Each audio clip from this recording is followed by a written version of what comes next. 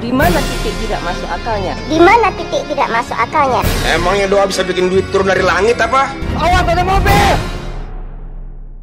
Film resolusi 2 bit ini dibuka dan menampilkan seorang pria bernama Budi tanpa Doremi, karena kalau Budi Doremi mengarah ke pria yang sad boy. Maaf bang, maaf.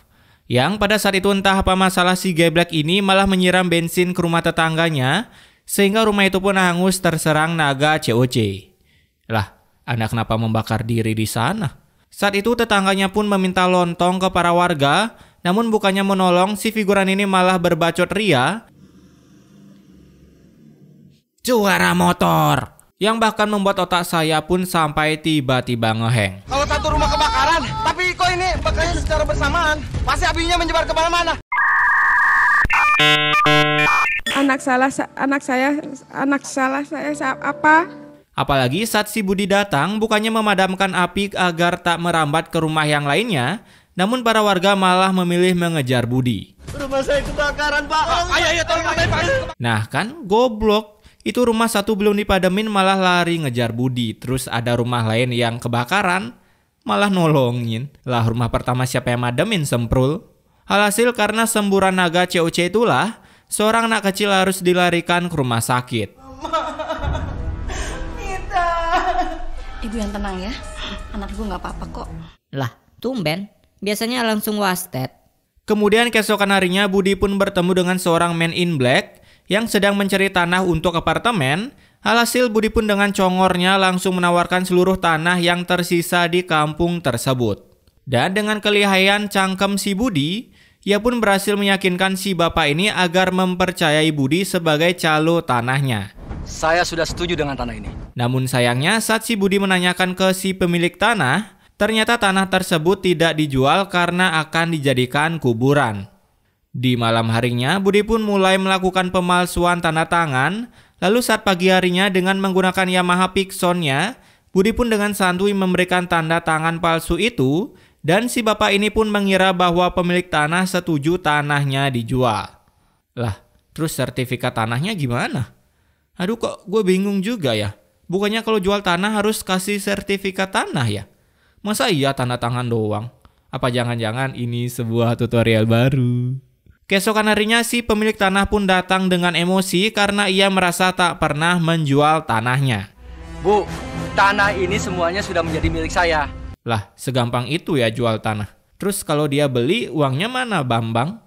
Kemudian saat malam harinya, istri Budi pun yang sedang GB pahala, bisa-bisanya si Budi malah mengganggunya dengan mengatakan seperti ini. Emangnya doa bisa bikin duit turun dari langit apa? Wow, sangat mendidik banget ya cangkem dari si Budi.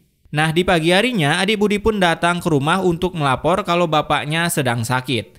Dan Budi disuruh untuk pulang untuk melihat bapaknya. Namun bukannya datang untuk menjenguk si bapak yang akan terbenet dari alam semesta, si Budi malah datang dengan maksud meminta warisan ke bapaknya sebelum wasted. Andra, bapak kan masih hidup. Kala itu adik Budi pun kebetulan ingin membuatkan bubur bapaknya. Lalu saat itu juga si Budi masuk ke kamar bapaknya dan malah mengambil obat si bapak lalu memberikan sentuhan family friendly sehingga membuat jantung bapaknya kelepek-kelepek. Mengetahui bapaknya sekarat, adiknya pun lalu menelpon istri Budi dengan maksud meminta tolong. Namun si Budi yang ternyata balik lagi datang ke rumah si bapak dengan congor yang lamis malah menyuruh bapaknya tanda tangan surat wasiat. Pak, tanda tangan dulu Pak. Buset, udah kayak minta tanda tangan dos spam aja si Budi. Nah, karena si bapak ternyata memberikan warisannya ke adik Budi, alhasil adik dan kakak ini pun saling gelut dan tentunya pertarungan ini dimenangkan oleh si Budi. Lalu setelah pergelutan itu tanpa dibawa ke rumah sakit dan tanpa mendengar mohon maaf kami sudah berusaha semaksimal mungkin, si bapak pun harus koit di rumah. Berbulan-bulan kemudian setelah terbenetnya si bapak dari kehidupan, lagi-lagi adik Budi pun datang ke rumah untuk ngomel-ngomel. Kamu tuh mau ngarepin uang warisan dari orang tua?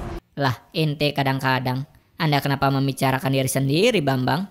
Setelah berbacot ria ke sang adik, Budi pun bertemu lagi dengan Man in Blacky, di mana si bapak-bapak berjambul ini memberikan uang ke Budi dengan harapan Budi bisa menggusur para warga di kampungnya sendiri. Buset, nggak ada otak emang. Kampung sendiri digusur. Keesokan harinya bapak ini pun datang ke tempat lokasi ia akan membangun sebuah mall. Namun baru saja sampai ia sudah disambut oleh squad game tiada dor yang langsung berniat mengkeroyok bapak ini. Tapi coba kita dengar dulu gimana ASMR pergelutan itu. Tuh, kalian dengar kan suara tonjok-tonjokan itu? Tapi kenapa bisa ada suara tonjokan ya? Perasaan mereka cuma dorong-dorongan. Lah, mungkin salah pakai backsound. Karena kejadian inilah si Budi pun langsung berinisiatif menyewa 2 preman, ada Om Dadi Kok Botak dan juga si Gondrong ini. Yang dimana hanya dengan kekuatan mereka berdua saja, baku hantam pun tak terelakkan dengan Pak RT. Nah, di sini juga ada sebuah Easter egg yang menagasiarkan, karena jika kita lihat di pojok kiri, ada 2 mama yang sedang menonton secara live proses pembuatan film Pujaan Hati mereka ini. Kapan lagi kan live streaming film azab? Dan karena kekejaman dari si Budi inilah, para warga saat malam harinya pun berkumpul dengan membawa obor dan garpu rumput langsung OTW ke rumah si Budi. Tapi apa daya karena Budi tak ada di sana, para warga malah mengunboxing rumah si Budi dengan cara mengambil apa saja yang ada di dalam rumah Budi selama 5 menit sebelum rumah tersebut diulti oleh Valir. Setelah terkena ulti, Budi pun datang dengan santuy dan bodo amat dengan istrinya mau kebakar apa enggak. Yang penting menyelamatkan uang-uangnya adalah nomor 1. Lihat tuh istrinya, kasihan dia tuh. Ayo kita tolong dia. Udah biarkan saja. Buset, sesat. Ingat umur, Pak. Alhasil karena si Budi lupa beli item immortal, ia pun harus terpanggang di sana bersama dengan kameramen yang sangat setia menyorot detik-detik Budi sebelum koit. Wow, kameramennya kuat banget ya deket-deket sama api. You have been slain. Setelah matinya Budi, barulah datang sang ustadz yang baru login, yaelah dia lagi. Windah versi halal.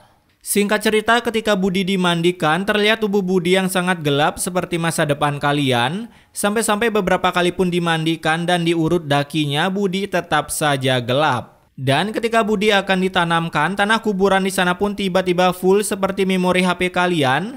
Sampai-sampai para figuran ini memberikan usul untuk menghanyutkan Budi ke sungai supaya mati 2 kali. Ya udah hanyutin aja ke kali lah.